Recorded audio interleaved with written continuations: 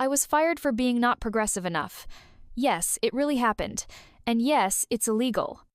I remember that morning too well. It was Thursday, a typical gray, damp day in Seattle. I arrived at the office a little early as usual, with a Tully's coffee in one hand and a folder of reports in the other, headphones on, a labor analytics podcast playing Nothing Foreshadowed Trouble. The poster by the entrance still hung on the wall: innovation, inclusion, impact. Funny how that later turned into a farce. I had worked at this tech company, I won't name it, but you definitely know it, for over 4 years. My position was HR data analyst. I'm not a rebel, not a troublemaker, not a toxic person. I'm numbers, facts, spreadsheets. I was just doing my job, diligently, sometimes even boringly. Then I was called into the manager's office, Nathan Marks, the new vice president of cultural transformation. He had joined the company a couple of months before, wearing a perfectly pressed sweater and carrying a reform mania. People like him talk a lot, smile even more, and have a TED Talk for every topic. He sat behind the desk, smiling softly, or so it seemed, but his eyes already said, the decision had been made. He said, "Vanessa, thank you for everything, but we've concluded that your approach is incompatible with our current values." I was stunned. "Excuse me? What values?" He looked at his laptop as if searching for the answer there. "We need to move forward, fast, and we can't afford employees who don't support our progressive direction." Progressive direction? I felt my palms grow cold. He kept speaking in corporate doublespeak, and I tried to understand. I was fired for what? I hadn't broken a single rule, received any warnings or complaints. On the contrary, a month before, I got a $3,500 bonus for accuracy in DEI reports. Irony, right? He didn't call it firing. He called it cultural misalignment. He even gave me a paper to sign: no explanations, no compensation, just, "You don't fit." I left the office with a box in my hands. It held my pens, a small houseplant, and my diploma from the University of Washington. I remember standing by my car, feeling a sensation in my chest, not anger exactly, shock, injustice. I had done everything right and still ended up on the street. And then I realized they hoped I'd stay silent, that I'd be scared, that I'd swallow it, like many before me, that I'd feel ashamed. But instead, I called a friend, a labor lawyer, and said, "I need help. I don't want revenge. I want justice."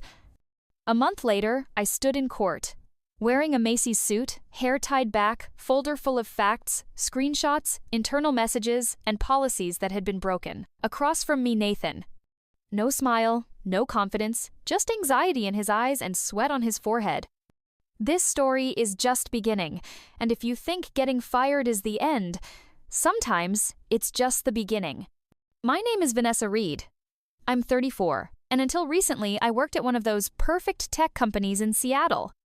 Yes, that kind of place, the glass tower with waterfront views, rooftop bar Fridays, an artisan coffee shop in the lobby, and Slack memes about how important work-life balance is, even if you're working 12-hour days.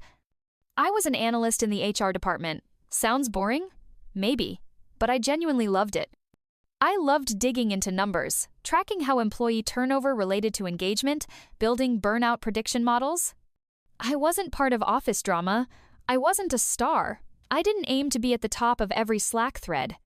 I just did my job thoroughly, on time, and with everything I had. I was the kind of person people describe as reliable, calm, low maintenance. And I really believed in that company. We had a DEI program: diversity, equity, and inclusion. Safe spaces, internal empathy training, books on emotional intelligence at the reception desk. We even won some business magazine award once, Best Place for Women in Tech. You see, I thought I was working at the right kind of company, one that respected values, one where your voice mattered, where you were safe, both as a person and a professional. I remember telling my mom, "Mom, it's different here. It's not like your accounting firm back in the 90s. Here, they respect women. They care about mental health. They talk about boundaries and microdynamics of power." And she said, "Sounds good. Just remember, real culture doesn't show up in presentations. It shows up in a crisis."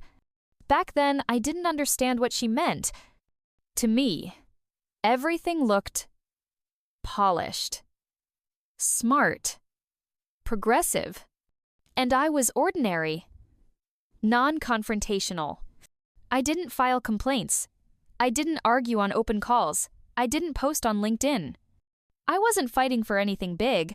I just wrote reports, made recommendations, worked with data, and believed that if you do your job with integrity, the system will protect you. Funny, isn't it? Now I know. Sometimes the shiniest wrapping hides the most toxic core. And the ones shouting the loudest about progress are often the first to fire you if you dare ask the wrong question. But that part comes later. At the beginning, I was just Vanessa. Invisible, punctual, effective. And I had no idea that everything, all of it, could vanish in a single day. Along with a disappearing oat milk latte, a perfectly aligned values bulletin, and an email from HR that changed everything. When Nathan Marks came to our company, everything looked like a LinkedIn ad. About 40, tanned, confident, trendy casual, a cashmere sweater, white sneakers, second-generation AirPods, hair styled to look effortless, but of course with effort. He spoke beautifully, very beautifully. Even the word restructuring sounded like an invitation to a dream startup when it came from his lips. He also liked to throw in phrases like, "Time is a political resource," or, "Leadership is the language we choose every day." At first, everyone was impressed, especially the managers. Nathan led morning mindset circles, drank matcha latte instead of coffee, and arranged books on his desk facing outward, How to Be an Anti-Racist, Radical Candor, The Future is Now. He immediately launched several initiatives. The first, the Cultural Evolution Program, mandatory training for everyone. How to speak inclusively. How to uncover your own biases. How to reprogram the corporate brain. All of this sounded progressive, and I'm not against change, really. But very quickly it became clear this was not about change, it was about control. Every month you had to submit a report on how you had implemented the new mindset in your work, a report not on results, not on benefits, but on loyalty. Everything we did from presentations to email signatures had to be conscious, inclusive, modern. I started receiving recommendations, for example, to replace ladies and gentlemen with esteemed colleagues of all identities, or to remove the word analysis from a report because it sounds cold and alienating.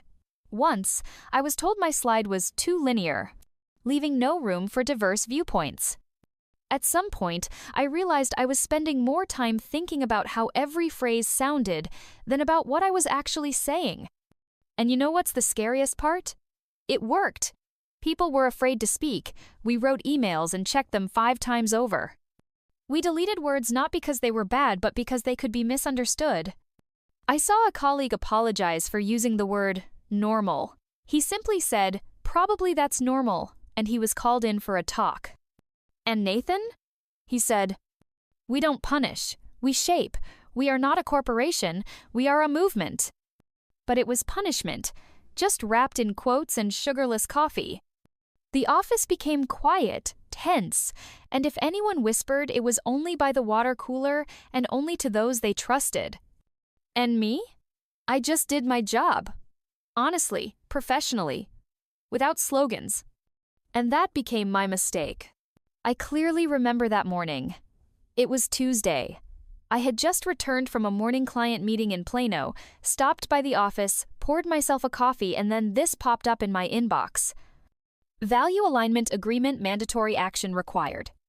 I opened it. 3 pages. At first glance, a standard corporate policy. But the deeper I read, the more it felt like something out of a dystopian television show. The clauses were strange. Moral flexibility within the framework of the corporate ethical vector. Acknowledgement of the necessity for ideological alignment for career advancement. Willingness to reassess established concepts through the lens of the current cultural context. What does that even mean? That I have to give up critical thinking? That my opinion is now secondary compared to the quarterly ethical model? I didn't sign. Not just that I wrote a reply. Polite, calm. I asked for clarification on what moral flexibility meant. and whether, as a contract employee with rights, I could review the document with legal counsel before signing it. No response. But 40 minutes later, an email from Nathan's assistant. "Please come to Mr. Marks's office. Urgent." He was sitting behind his glass desk, like a casting director, looking at me not as an employee, but as a problem. "Vanessa," he began softly, too softly. "I received a signal that you did not support our values agreement. Is this a mistake, a misunderstanding, or do you have questions?" I repeated, "Yes, I have questions. I want to understand what moral flexibility means. It's not a legal term, and I'm not comfortable signing it without explanation." He squinted, no longer smiling. "Aren't you for progress, Vanessa?" he asked quietly, as if I should feel ashamed. "I'm for honesty." "And for legality?" I replied. "I'm for staying true to my principles and my work." Silence. Then his trademark look over his glasses and the phrase, "You know, Vanessa, sometimes old thinking blocks new horizons, and I wouldn't want you to end up on the wrong side of history." That's when I realized for the first time, this isn't just about a piece of paper. It's a loyalty test, a test of submission, how much you're willing to give up yourself for a pretty facade. And there, in that perfectly decorated office with lead-like mandala on the desk, I felt my status as a good employee start to crumble, because I dared to ask a question.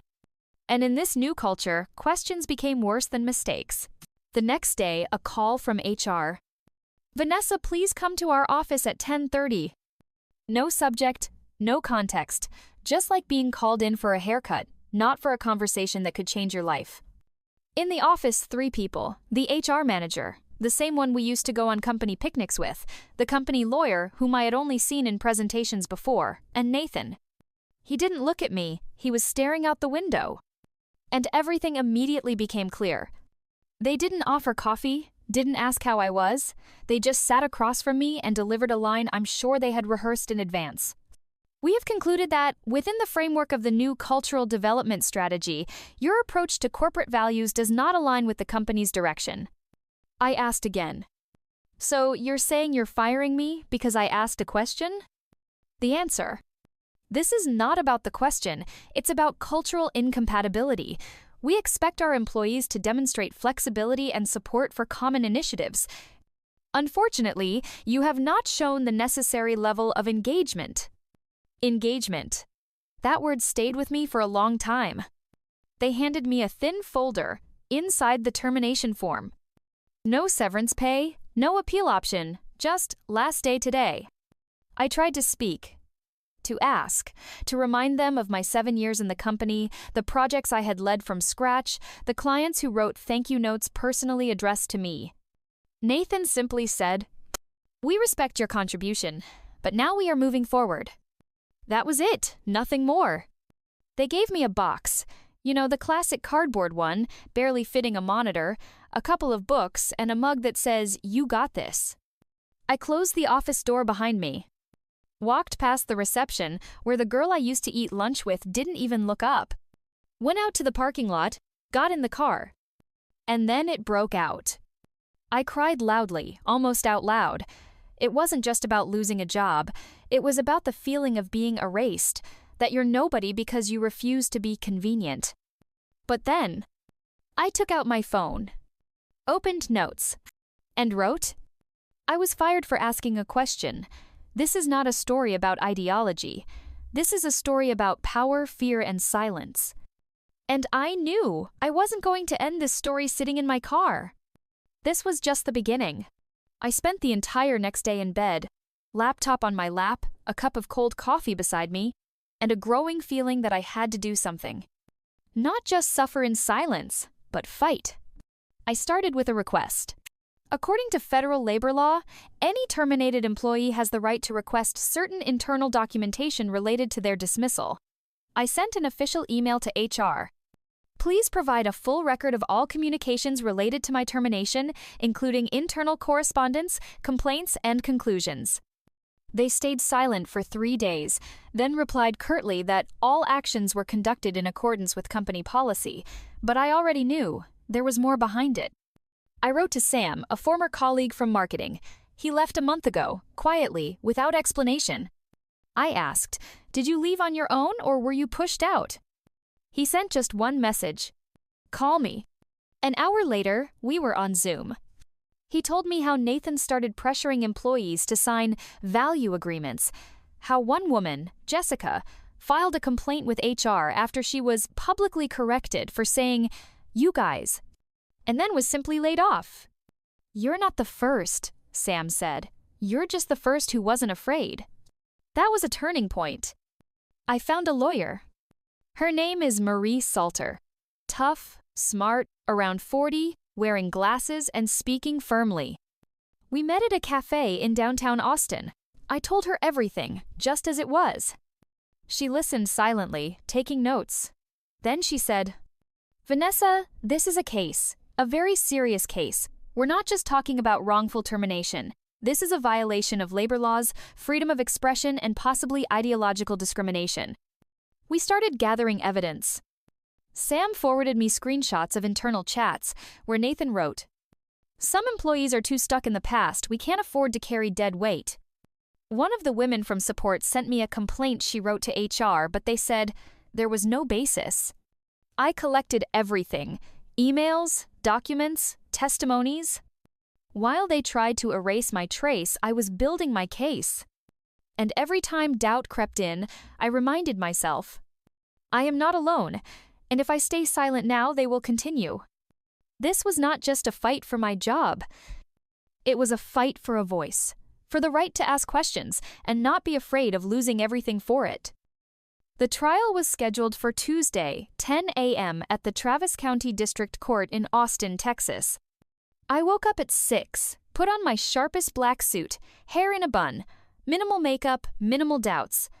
Marie, my lawyer, was waiting for me at the courthouse entrance, with her tablet and coffee.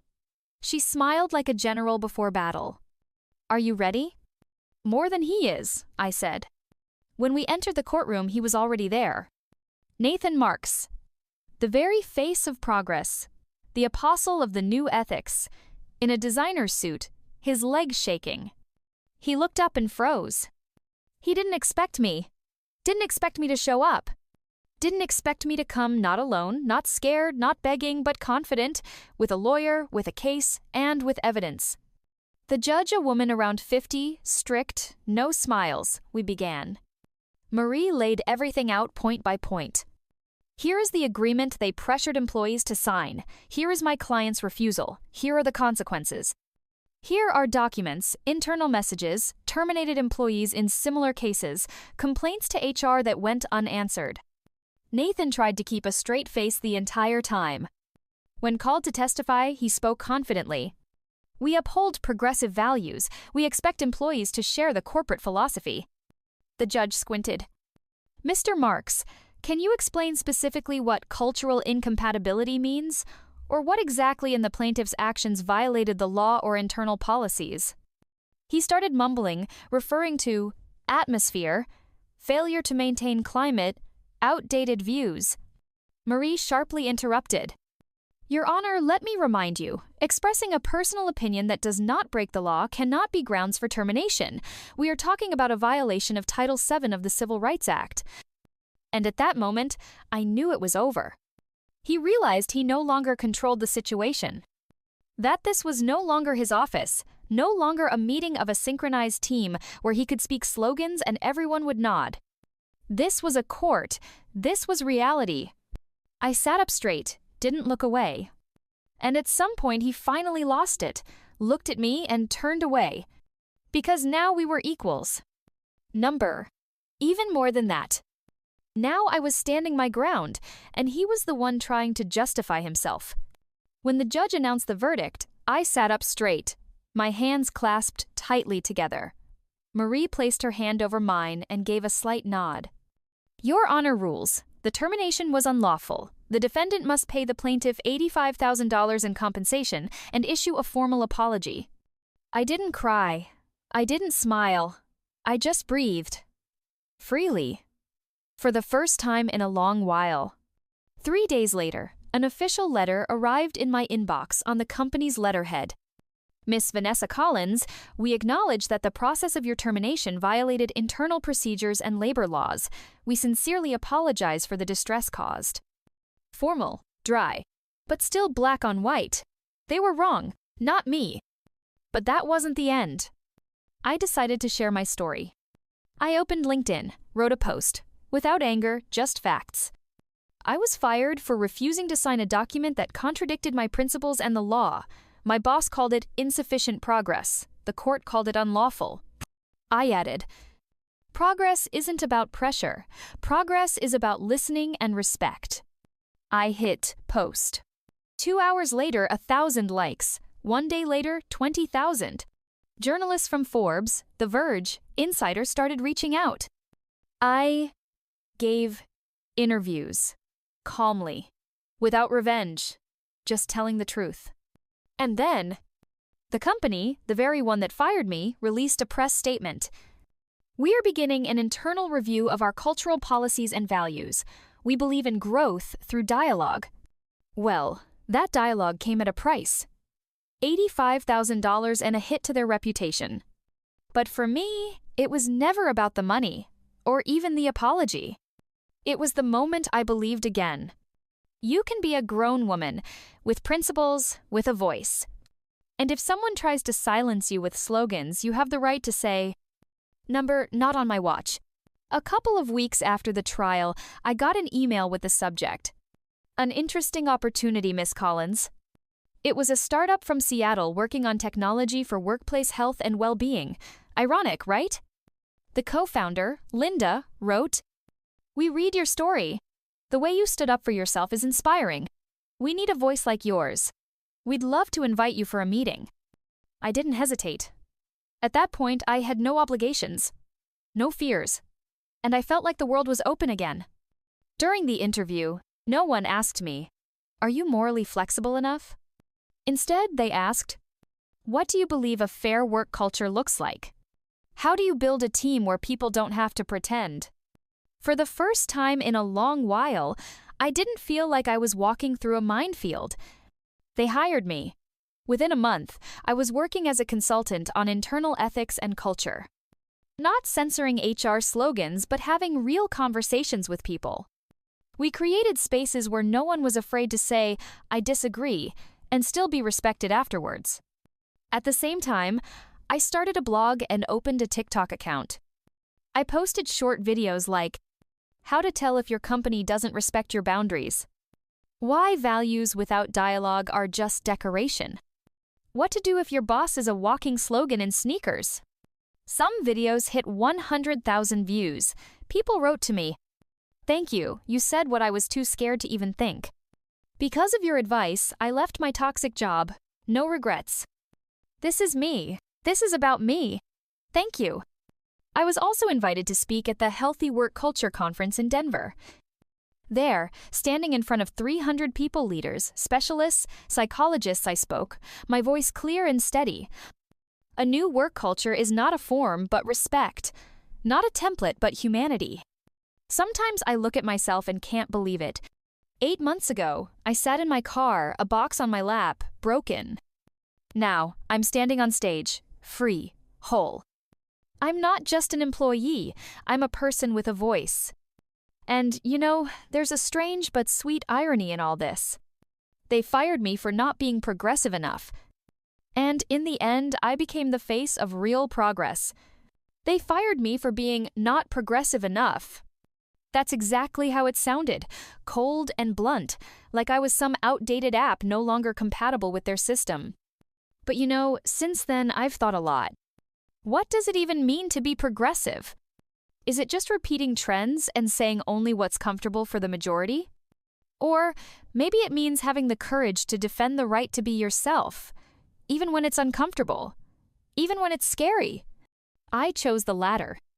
I chose to take it to court, not for revenge, not for compensation, but so that someone who finds themselves in the same situation tomorrow knows they're not alone.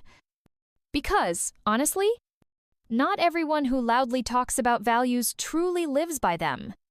I've seen slogans turn into clubs, how inclusivity means be like everyone else or leave. How the word freedom is hung above a door behind which you're told to be quieter, softer, safer for someone else's comfort. But real progress, true progress, is not decoration. It's a choice, a possibility to be different, to make mistakes, to argue, to grow. It's when you can ask a question and not be told, "You're against us." It's when you can be yourself and still be respected. And if I could go back, I wouldn't sign that document again. I'd choose to explain, not blindly agree. I'd go to court again. I'd defend myself again. Because I realized one important thing. When they try to silence you, the most progressive thing you can do is to speak up. And if that makes you inconvenient, so be it. Let me be inconvenient, but I won't be broken. And now, every time someone writes to me, "I was scared, but you showed it can be different," I think that's my progress, my truth, my victory. So yes, I was fired for being not progressive enough. But in the end, I walked away with my head held high. And the company was left with a viral hashtag and an internal review. Sometimes, being yourself is the most revolutionary act of all.